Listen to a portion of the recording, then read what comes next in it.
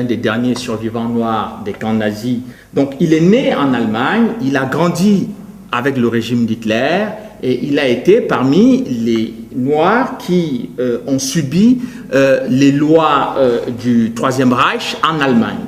Donc je connais un tout petit peu le dossier de la Seconde Guerre mondiale et des événements qui l'ont accompagné.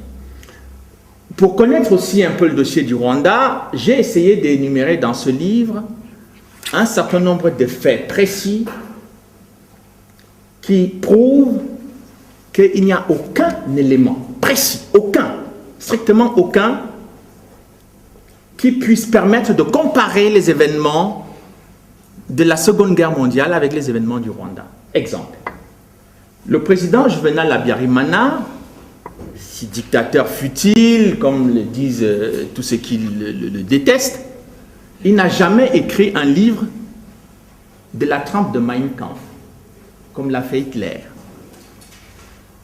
Le président Juvenal Habyarimana, on peut le détester, il n'a jamais prononcé un seul discours mettant en cause une partie de la population de son pays.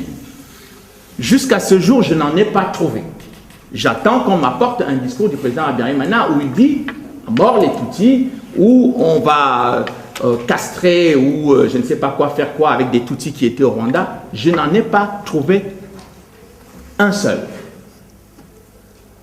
Il n'y a jamais eu au Rwanda d'infrastructure d'extermination comme ça a été fait en Allemagne. On n'a pas vu des camps de concentration au Rwanda. Peut-être qu'aujourd'hui il y en a pour les populations qui n'ont pas le bon profil. Il n'y a jamais eu de guerre que le président Habyarimana a déclenché contre ses voisins, comme Hitler l'a déclenché contre la France, contre la Belgique et la Pologne.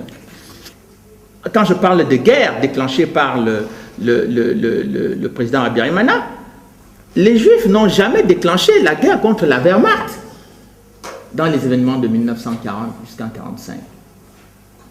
Mais les extrémistes Tutsis ont déclenché deux guerres au Rwanda contre ce qu'ils appelaient leur pays d'origine.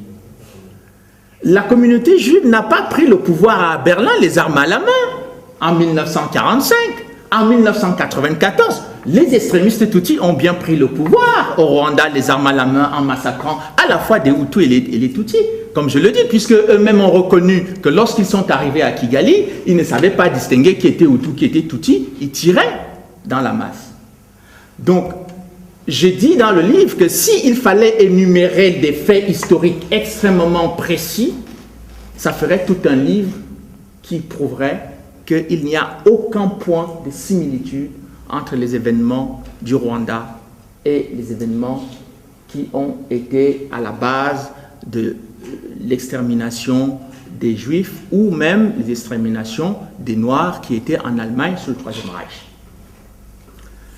Et je pense que les Français, les Américains, les Belges, les Africains, qui contribuent à renforcer, et même une partie de la communauté juive qui accepte cela, eh bien, crachent sur les victimes de la Deuxième Guerre mondiale pendant ces événements. Je pense également que c'est une insulte à la mémoire des vraies victimes de la Shoah et c'est une insulte à l'égard du peuple rwandais et c'est une insulte à l'égard du peuple congolais qui aujourd'hui vit les massacres de ces mêmes extrémistes. Le fait de ne pas vouloir qu'on parle de ces gens-là, le fait de ne pas vouloir qu'on ouvre le dossier criminel des extrémistes Tutsis, eh bien, c'est prendre en otage toute la communauté Tutsi.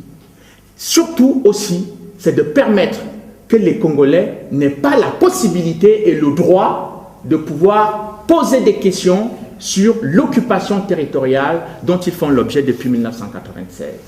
Mieux que ça, c'est de permettre, c'est d'autoriser définitivement que les extrémistes Tutsis du Rwanda déstabilisent toute la région des Grands Lacs et au-delà, sans que les gens aient le droit de dire qu'il y a violation du droit